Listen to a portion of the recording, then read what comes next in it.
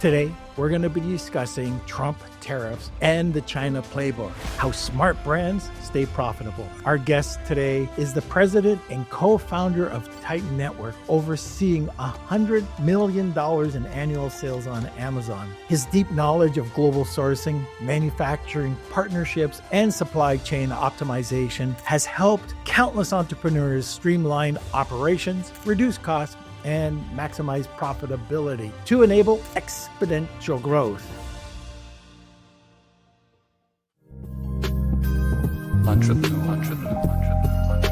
And this is a first-time guest on our podcast, Lyden Smithers. And we'll get to Lyden in a second.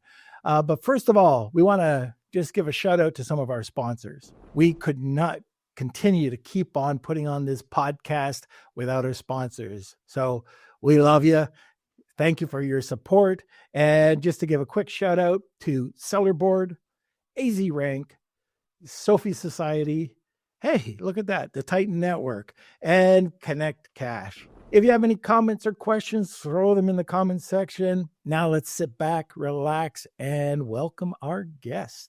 Hey there. Hey, Norm. How you doing, man? You know, I've been a fan of Titan Network for a while. And, always want to help out wherever I can. I've been to a lot of your events. And it's an awesome group. For those of us who might not know about Titan, you want to just talk a little bit about that? Yeah, of course. So Titan's been around a while now, and you've been to some of our events. Yep. But we're an online e-commerce mastermind community. Started off predominantly for Amazon sellers, but the wider e-commerce with Shopify and TikTok Shop obviously coming through very strong now.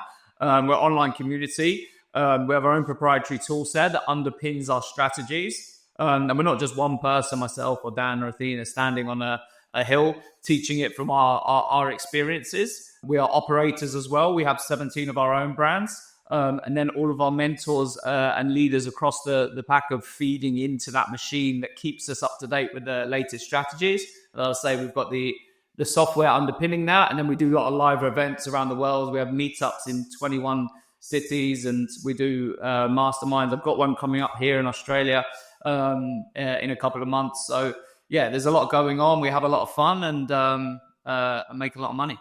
Ah, very good. Yeah, I know a lot of our listeners, as well as some of the events I've gone to, like the one in Toronto.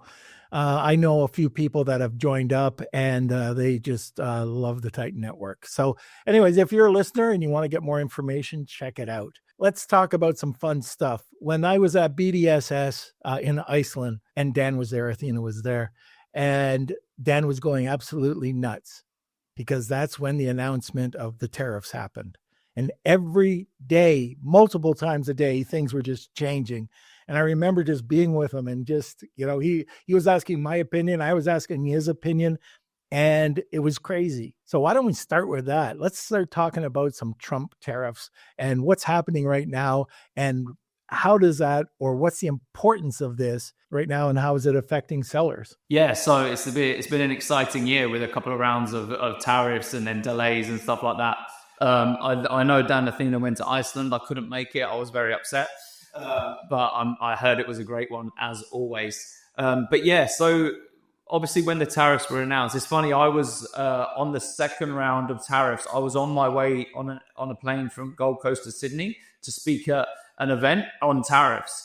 And the evening before, 4 times there was tweets back and forward between the presidents. So it's 145, but it's 150. And that kept going up. And I was like, damn it, I need to change my slides again. So I was changing my slides before the morning. And then, yeah, it's been a crazy one. And seeing it unfold on Twitter has been a weird experience, right? This is where we get our political news now from social platform. But as it relates to us, obviously it had an impact for us. We're currently on a pause. A set rate until the 10th of November. So it'll be interesting to see what happens then. But we actually saw it as an opportunity to get to China. I took my entire team to China and thought we're going to have to tackle this because we don't want to just be hiking up our prices. So we went over to China, got really smart about reverse engineering the production lines, understanding our packaging, understanding our molds and how many units are created with a single mold. Can we change our approach to that? So instead of creating 4, can we create 24 out of each injection? and just really got very particular about supply chain, unlocked free storage in China, and just analyzed our P&L to a point where we can shave 0.5% here, 1% here. How can we really tighten our belts? And guess what? The Chinese factories were very open to negotiation. The relationships that we have with them is a partnership. It's not me sat opposite side of the desk trying to negotiate with them. It's both of us sat on the same side of the desk, staring at a problem and seeing how we go over this together. So we actually managed to, at 54%, I think it was, we managed to create space in the supply chain and get more efficient to a point where we actually end up 0.5% higher profit in CM3 through those activities. So when a lot of people were looking at the hacks, like how do I get around paying the tariff, and how can I send to another country and then put a label on and then send it in, and these sort of gray area things. Yeah. Everybody can make their own decisions, and there's certain risks, and as long as you understand the risks involved and your tolerance to it, we really went back to basics. And what we know is, like, how do we get the most efficient we possibly could be in our supply chain and unlock economies of scale and all these different things. So I think it was important to put on your business owner and P&L analysis head and go, right, how do we reduce costs, I suppose? Yeah, the gray side, it just comes back to bite you. It's not a matter of if, it's when. And there are so many severe penalties. Just for an example, not so much on the tariffs, but something I know really well is HTS codes.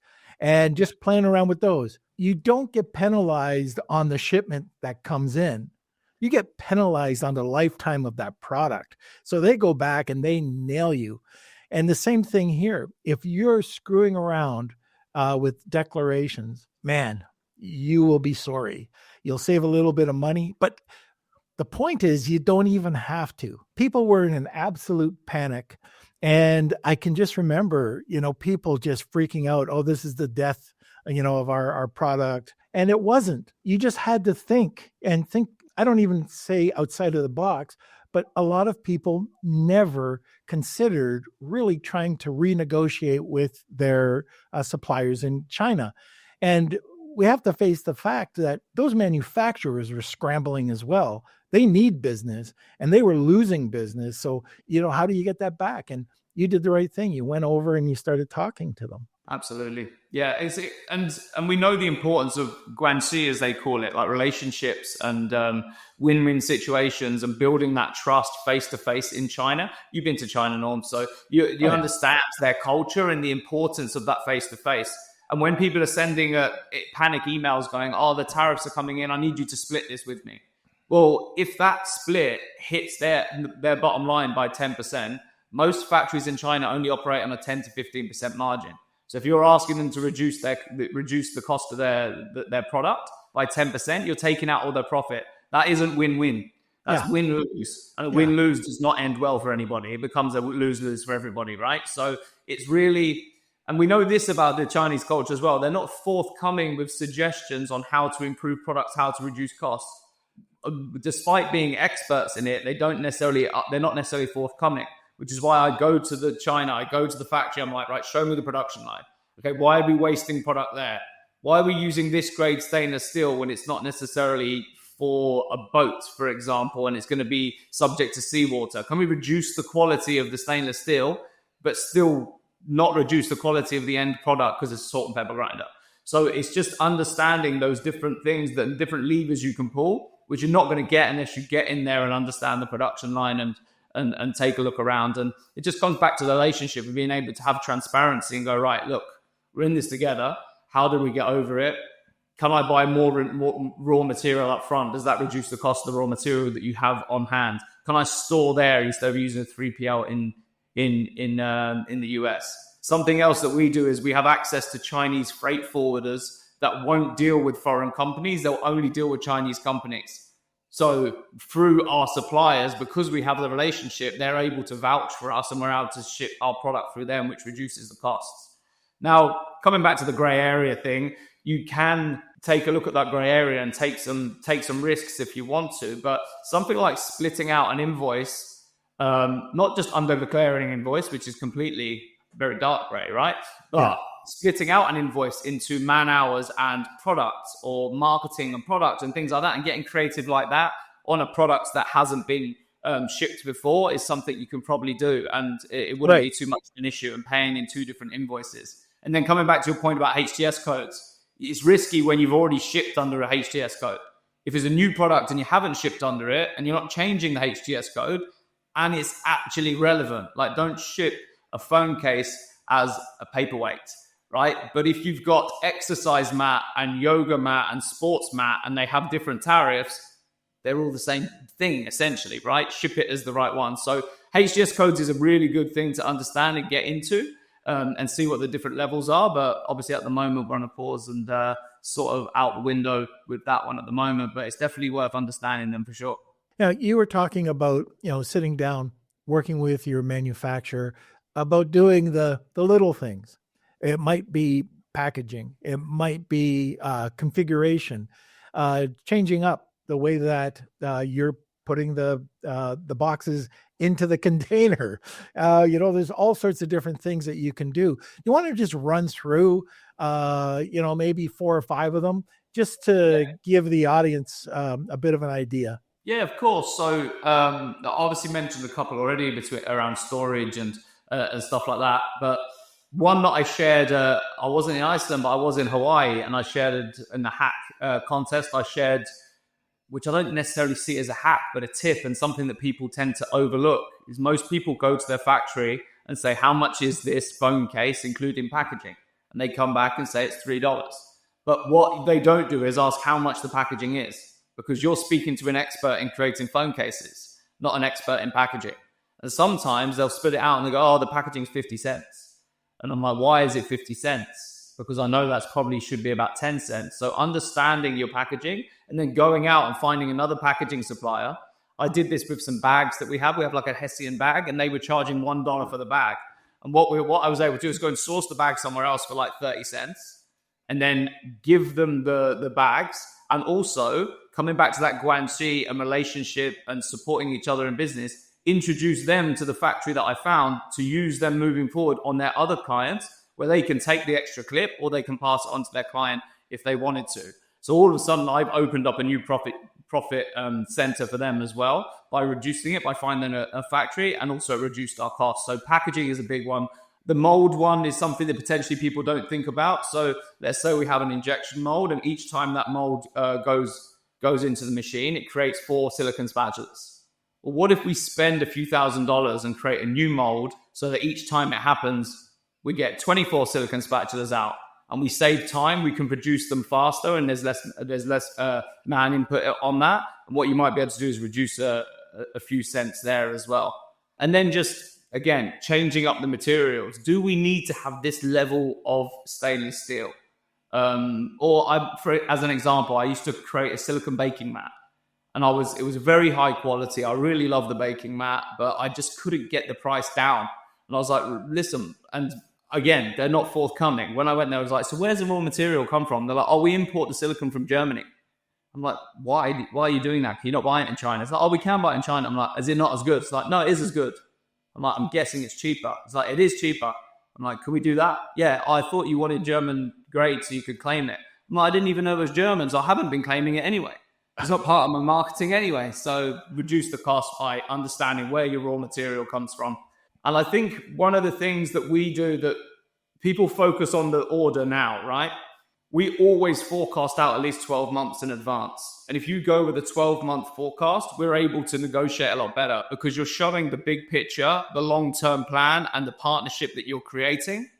You're also giving them a higher number on what they could potentially earn if they were able to. So part of my training that I do for payment terms, which works with pricing as well, is the before and after. Currently, what I want to do is order $500,000 worth of stock from you. Currently, with your payment terms that you've got right now, I can order $200,000. Do you want $500,000 or $200,000 over the next year? If you give me the terms, then I can give you the bigger order. So it's not just going and asking for something. It has to be a win-win. It has to be giving something in return and working together. But that works for pricing as well. And then when you're also talking about 12 months ahead, they can plan ahead. They can then take that forecast to their raw material supplier and the economies of scale by ordering bulk raw material. Offer to pay for the silicone beads or offer to pay for the stainless steel tubing or whatever it might be up front, store it so we've reduced the cost of raw material, which can then be passed on to the unit cost. So just trying to unlock all these different areas and getting 0.5% here, 1% there, 1% here, 1% on shipping. All of a sudden, that 7%, 8% on the bottom line that was affected is now 1%, because instead of trying to take 7% out of 7% out of PPC or marketing spend, or add 7% to the price, which is going to kill your conversion based on a price-sensitive market. If you can find all these different areas in the supply chain and reduce them all by a bit, you get to the same result without affecting your velocity or marketing input. That's interesting that you talked about the packaging. That's one of the things I've been doing for years, is just negotiating on the product itself and then going out to my own sources for packaging. And you're 100% right. They could tack on 30%, 40%, 50%, and you just save all of that. And by introducing the manufacturer to that manufacturer, it's just, win, win, win. And you save so much money. But the other thing too is the type of packaging that you can get away with. So, people might be able to get away with a thick cardstock rather than a rigid cardboard. And that's going to save you on weight. It's going to save you on a lot of cash. But there's all sorts of alternative packaging out there. I just remember the one beauty supply that we were using. It was a solid, and we could just put it in this really cool, flexible, I don't want to say it was a wax paper, but it was, how do you describe it? It's almost like a parchment paper, but we were able to get a hold of it, emboss it, and it ended up looking like a higher perceived value, which is my next point. With everything that's going on, and if you think that you have to put on, this 7 or 10 cents or a buck or whatever it is, a lot of the time I'll just say, what about your perceived value? Go back to your packaging, your manufacturer and your packaging manufacturer. Check out your listing. Make sure that it's optimized, and don't go out at the bottom. Come up at the top. Like I always say that there's 3 tiers on pricing on Amazon. The ones that's just product cannibalization, and the top one that you're really making profit. Just go out there and spend a little bit extra sometimes, and you'll end up being able to double. And I've done this, don't want to say 1,000 times, but a ton. And it's worked every single time, just going out with higher perceived value. So the other thing, sometimes you get the higher perceived value from lowering costs as well. So everybody's about saving the planet and eco-friendly, and so we should be. And by switching from a nice, colorful, loud box, which would be good for a retail store on the shelf, to having a brown box, which would craft. You look more premium and eco-friendly, and even recalibrating the box. We've had products that are malleable, like fabric products that come in a square box, and we change that to a flat box, and then you get underneath on the FBA fee because of the size limit, and all of a sudden you just save on FBA by changing up the box, reduce the cost of the box, reduce the FBA fee. And actually come out with something that's cheaper, but the perceived value, as you said. So I absolutely love that approach. Want more unfiltered tips from top e-commerce experts? Well, hit subscribe and you'll never miss a Lunch with Norm episode. Now let's talk about, this, and we've touched on it, but unlocking these, extended payment terms. So you started to talk about it. Can you get into detail on that? Yeah, absolutely. So when I first got into this industry, I come from working with my dad on the construction, and I used to have to I'm from a small island in the Atlantic, Tenerife in the Canary Islands, for anybody who knows where it is. So everything's imported, right? And everything takes a long time, a little bit like importing from China. And then we used to refurbish hotels and bars and kitchens and bathrooms and stuff like that. And we'd have to order the material, and a lot of the time we'd have to pay for the material. And we get a deposit from the client, but the materials were more than the deposit. So I was used to negotiating, can I pay for the material after it arrives and stuff like that. So when I came into the into the Amazon industry, and everyone was like, we need a loan, we need to access financing, I need to use a credit card, I need this. I'm like, why don't you just pay for it later? Everyone's like, well, that's not going to happen because they're all the way in China and they're not going to trust you. And I was like, hang on a minute. I know I can do this. So jumped on a plane and went to China, and face-to-face value and something that is their culture, but also the way I am as well. If I'm going to send $100,000 across the world, I want to shook the man's hand, right? So I sort of developed a process, which again is just presenting the win-win. Talk about the challenge, talk about the opportunity. So the opportunity is that I can sell so much more. Have a look at what I've achieved to date. Have a look at these other marketplaces I can go into. Have a look at these additional products I can buy from you. This is what the forecast looks like. Again, that's $500,000. However, your payment terms don't allow me to get to that because of the cash flow and the time spent on the water and in production and being able to sell it. Plus, Amazon doesn't pay for a couple of weeks, and that cash flow cycle is killed. So presenting that forward-looking plan allows them to be able to give you the payment terms. And it's all about the before and after. There's a 6-step process I've got. If anybody wants to reach out to me, then I can probably send you a recording of exactly how to do it. But essentially just presenting the long-term vision. And this is what it looks like with the current terms. This is what it looks like afterwards. And I've managed to unlock really good payment terms, presenting that alongside building the relationship, going to the factory, spending time, taking gifts, breaking bread together, eating dinner together, having a few beers together with some of them, and building that relationship and trust will enable you, coupled with actually presenting a win-win situation, will allow you to unlock those terms. And as a standard, we don't have anything under 90 days across all of our products. But we have up to 180 days with a 10% deposit on some of them. And that comes through, I'm not suggesting you're going to get 180 days on your first attempt, but that's what we've managed to build up to over time. And if you do unlock 60 days, 90 days, one key thing that's a good indicator of trust is you've got 90 days to pay it on 75, pay it on 80, if you have the cash flow available. And then when you ask for 120 on the next one, they know you're good for it. And just small indications of showcasing you're trustworthy, and also showcasing you have the ability to grow an Amazon business or an e-commerce business. And that might be from previous sales history, or if you're just starting out, there's other ways. I have this background in marketing. I have access to these influencers. I have this marketing plan. Showcase why they should trust you and why they should trust that you're going to be able to sell this product, produce the cash, and get them paid. Right.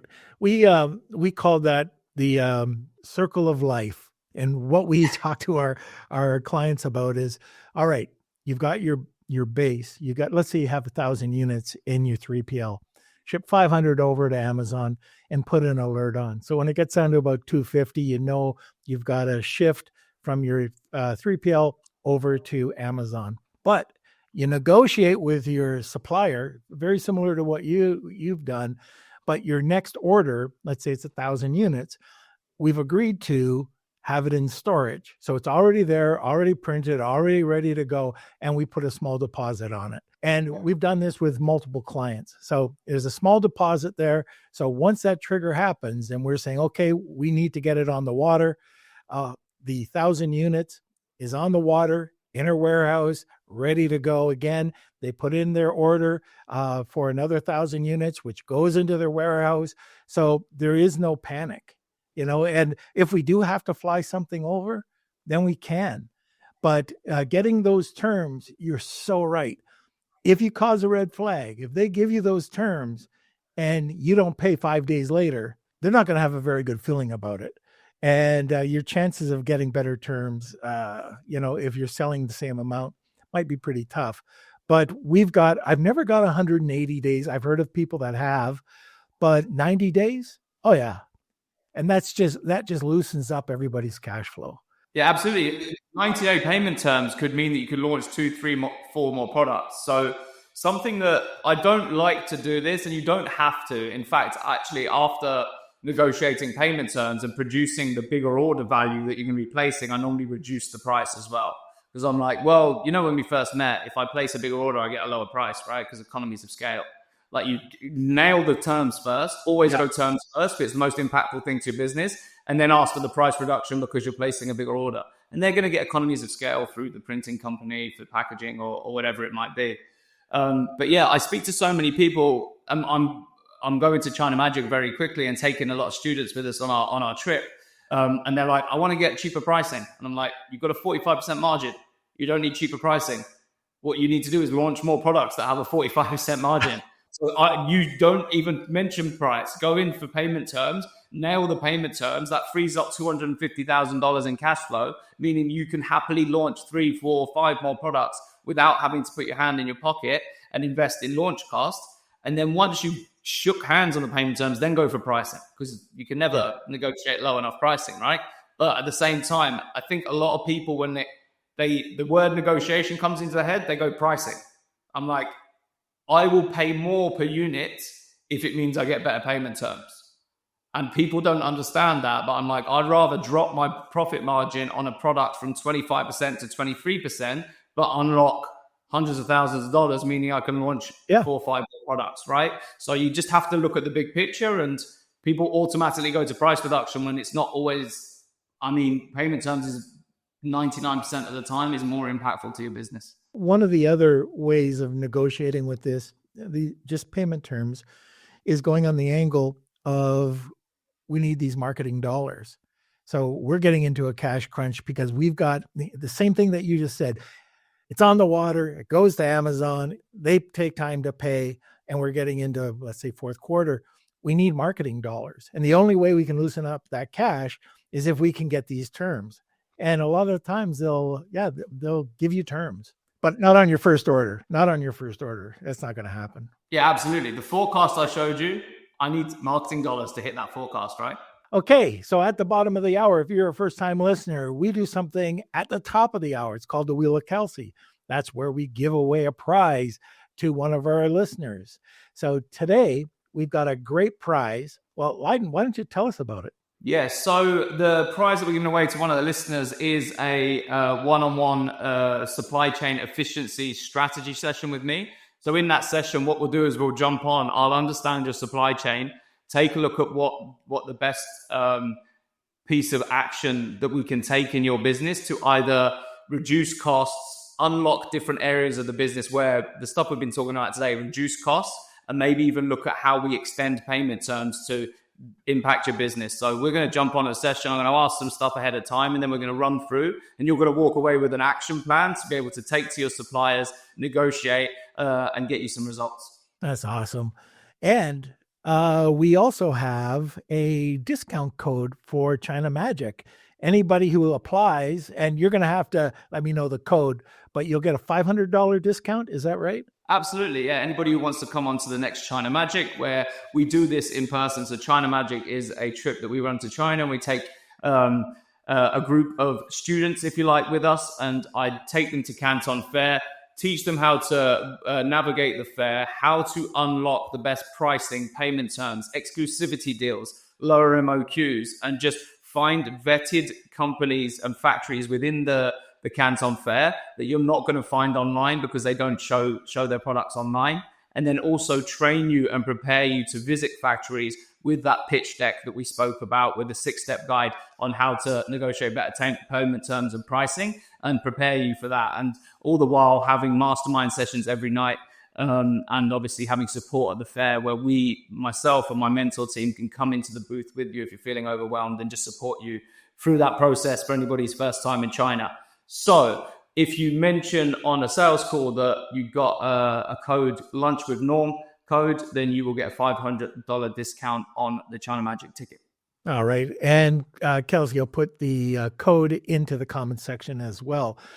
All right. But to get that, all you have to do is hashtag Wheel of Kelsey or tag 2 people. You get a second entry.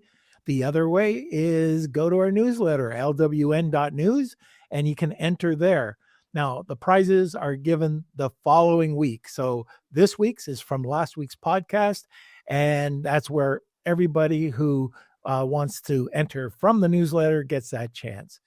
Okay, Kels, can we go to a sponsor, please? Did you know Amazon profit is more than revenue minus ads? Seller Board calculates your true profitability, factoring in every fee, return, shipping cost, and even cost of goods using FIFO logic. That's first in, first out logic. Plus, they automate your PPC, forecast inventory, and avoid stockouts, reclaim money with Amazon reimbursements, set FBM shipping by period, and track Walmart profits with the same dashboard. And you don't even have to have an Amazon account. You can try it for free for 2 months. Seller Board. Know your numbers, scale your business.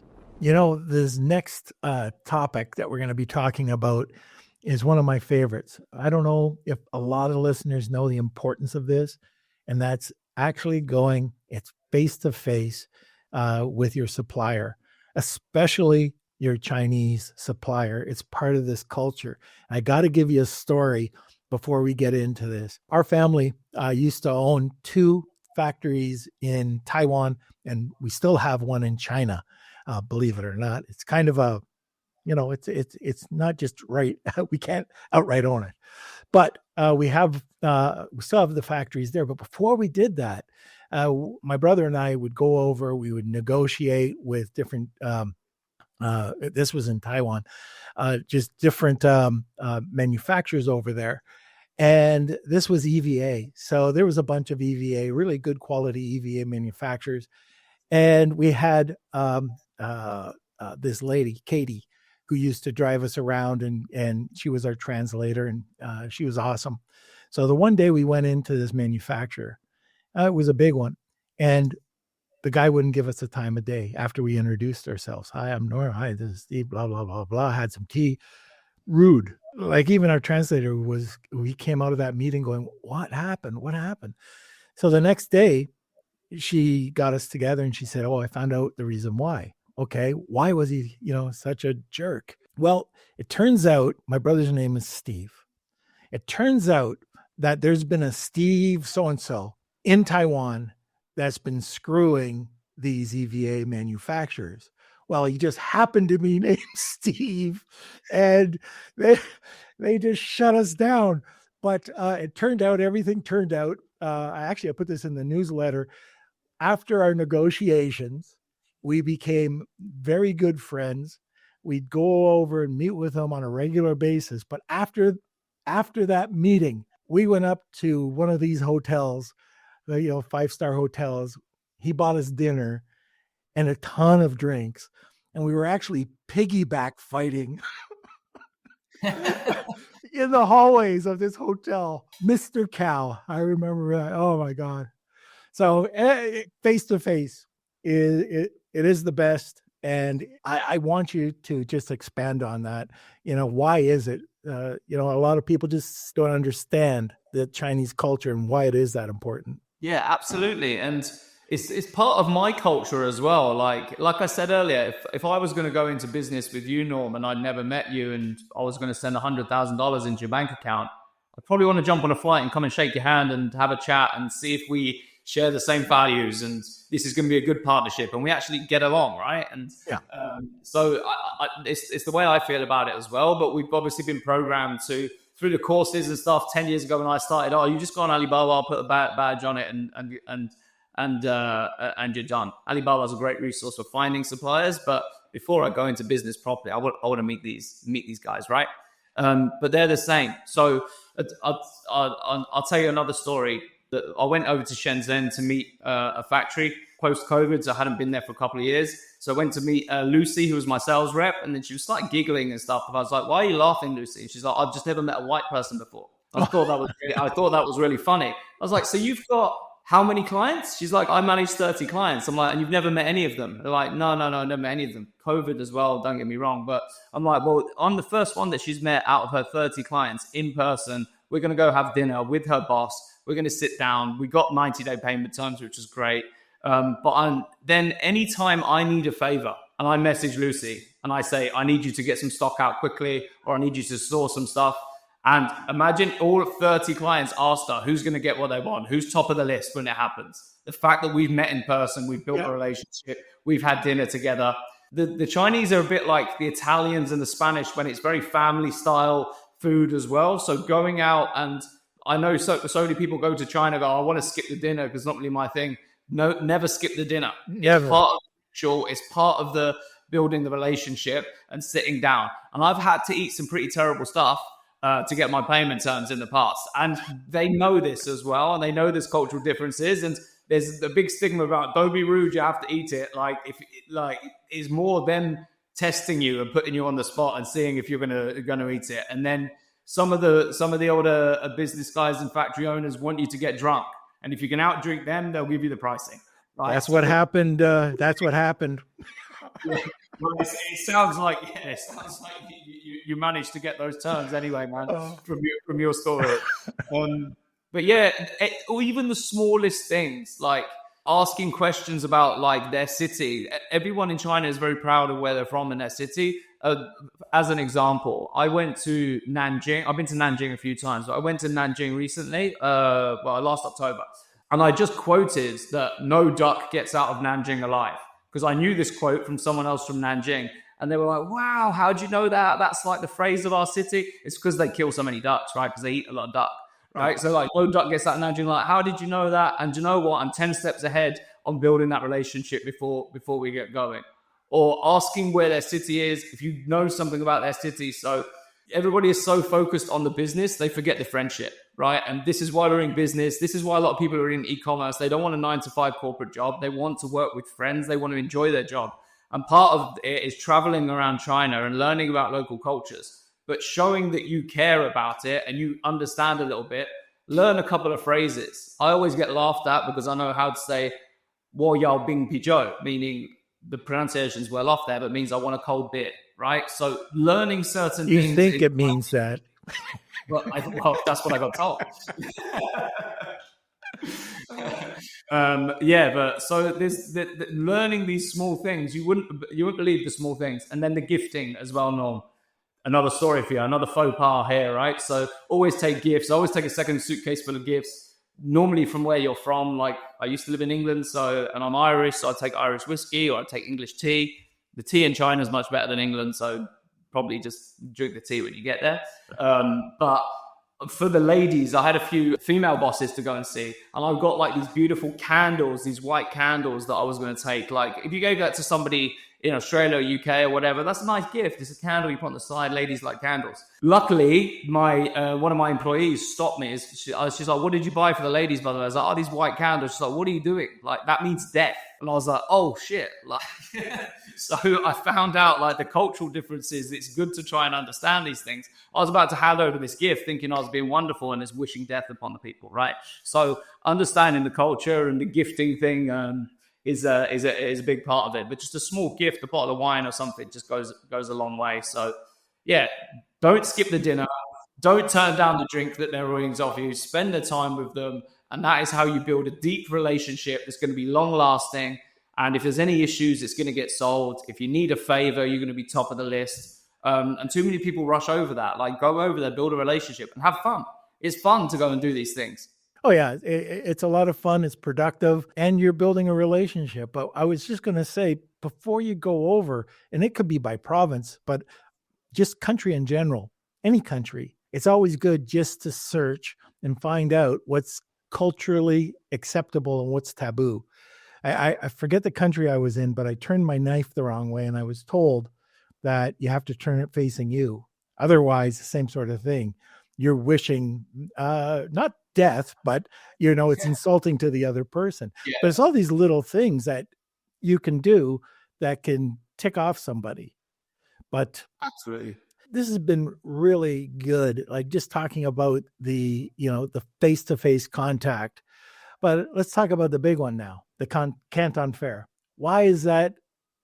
It's out there. Everybody talks about it. Few go. Why is this important? Yeah, so obviously we've had great resources online to try and find factories. But the thing about the Canton Fair is it's the biggest one in the world. It's across 3 phases, depending on category, and there's 30,000 booths at each of those phases.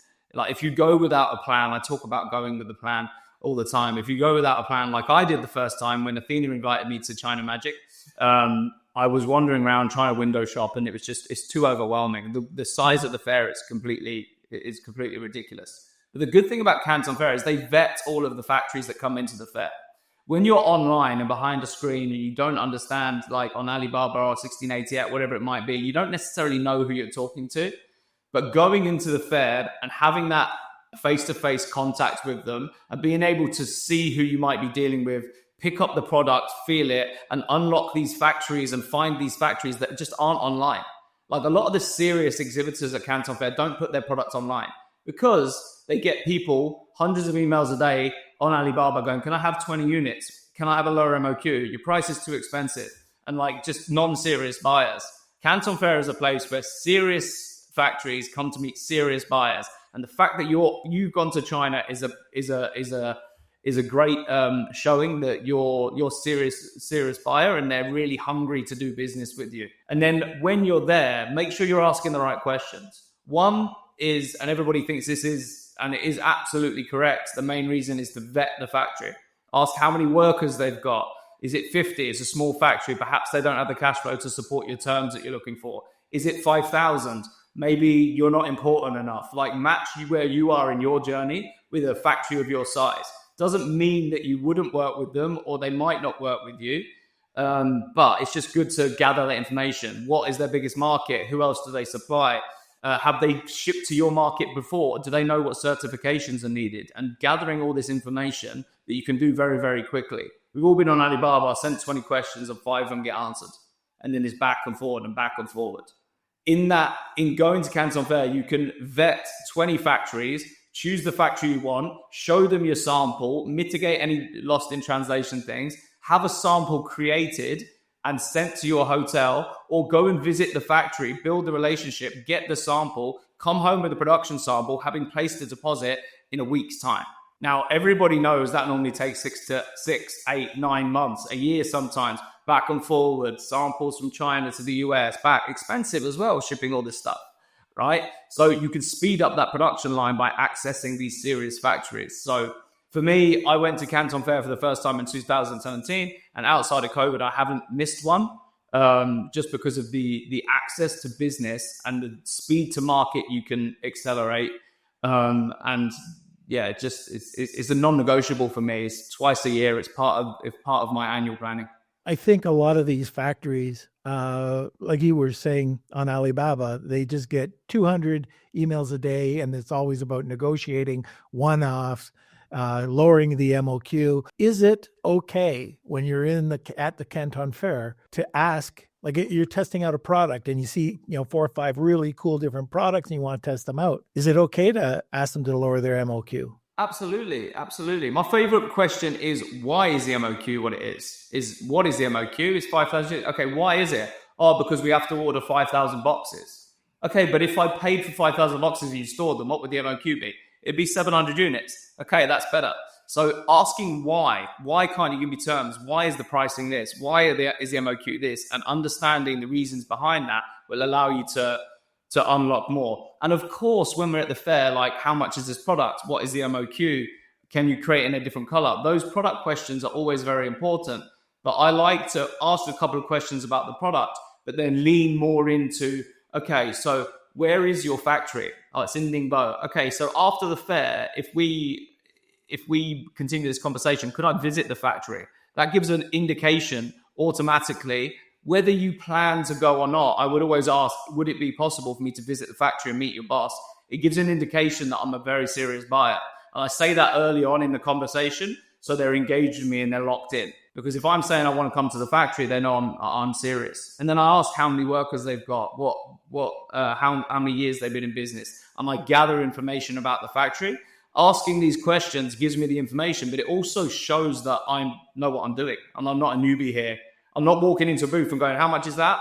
Oh, too expensive. What's the MOQ? Nah, too many. And it's just giving off a bad vibe, right? You want to start building that relationship from the get-go, and you want them engaged in being able to speak to you.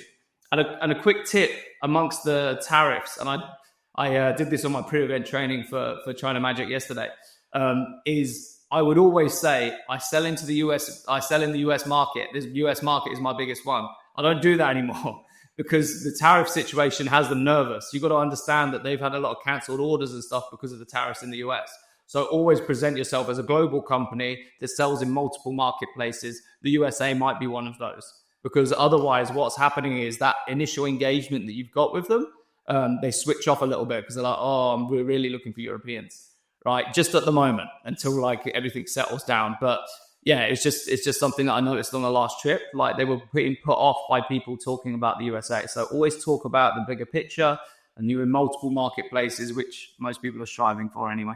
Right now, with the Trump tariffs, if we go back to the first question, what are some mistakes that people are doing? So I'll talk about one of the big mistakes I made that I've spoken about before when I first started out. So Dan Ashburn and myself, when we started out like 10 years ago or over 10 years ago, we were selling salt and pepper grinders made of glass, and we would ship them into the US. I was working with the factory, didn't really know what I was doing. I hadn't been to China. We shipped them all in. Back in the day, it was pretty easy to launch on Amazon. You bought some reviews and you were at top of the page and stuff. Yep. And we were flying. We're like, we're going to be millionaires next year, Dan. This is going to be perfect. And then the reviews and the returns started coming in, and they were receiving boxes full of broken glass, because I hadn't done a drop test. I hadn't sent a QC. I hadn't done anything. And all the dollars we had went into buying these glass salt and pepper shakers or grinders, and all the glass broke. So that was a big learning curve for me. So if I couple that to today with Lyden told me to get more efficient on my packaging and stuff like that, let's just make sure the packaging still serves the purpose it's meant to as well, right? We don't want to make the mistake where, yeah, it's okay, just make it one wall instead of two wall. If you've got products that need protecting, we don't want to obviously put the product in jeopardy by reducing the cost of packaging. Make sure it still serves the purpose it's meant to. Don't make it too thin so it rips in transit and stuff like that. So that was a big mistake from the beginning, and that I had, and I wouldn't want somebody to take what we've said today about packaging, both of us, and make the same mistake. No, that for sure, and especially January 1st, Amazon Prep is gone. We ship out these non-alcoholic spirits, and they all have no boxes. They'd always go in bubble wrap.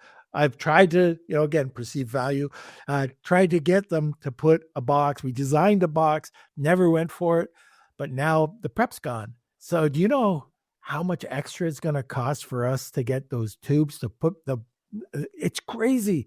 Like that's by itself. I could buy 5,000 of these air tubes. I think it was $275 per. Wow. It just added to the cost. And we have to sticker it, and it's crazy because these are big brands. We can't just print the outside. There's no box. So we have to sticker the effing SKU. So it's a big change for us, but this is a reminder. Just like you said, those drop tests. Now you have to really make sure that you can fulfill this. If there was any prep going on at Amazon, January 1st, that ends.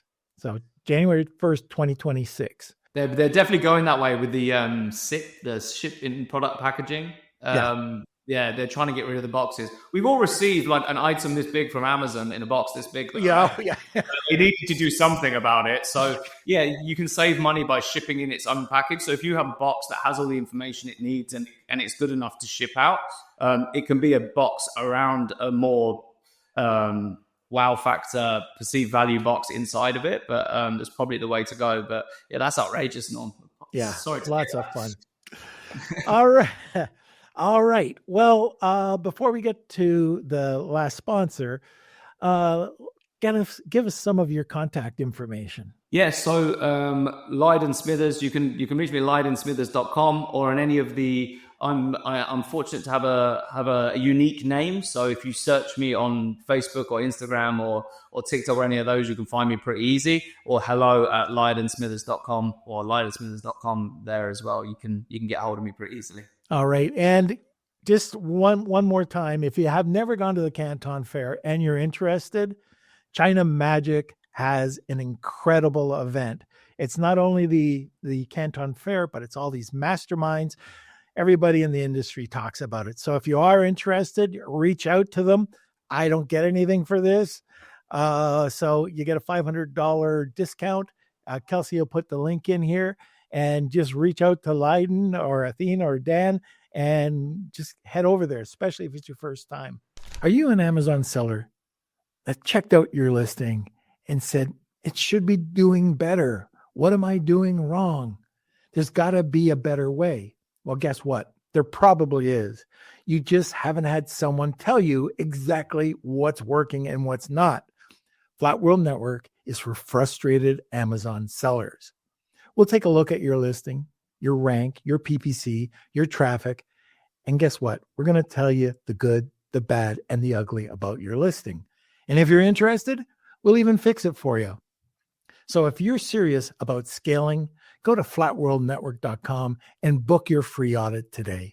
Well, thank you so much. I know it's pretty early where you are. Well, I guess it's 8 now, right? 8 a.m., yeah. 8 a.m. Tomorrow. In the future, no. Oh, that's right. You're in the future. Well, thanks a lot for coming on. This was awesome.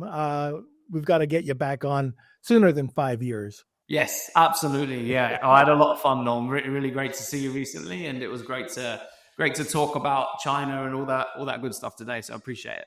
All right, no problem. It was great having you. All right, everybody. Well, thank you so much for tuning in today. Hope you learned a little bit. If you do want any more information, or if you're interested in joining some of our groups, we have our WhatsApp group. We have our newsletter. We have the podcast. Pretty much, we've got everything covered. If you want to join the community, we got you covered. I think that's it for today. We will see you live next Wednesday. Thanks a lot. Have a great day. Entrepreneur.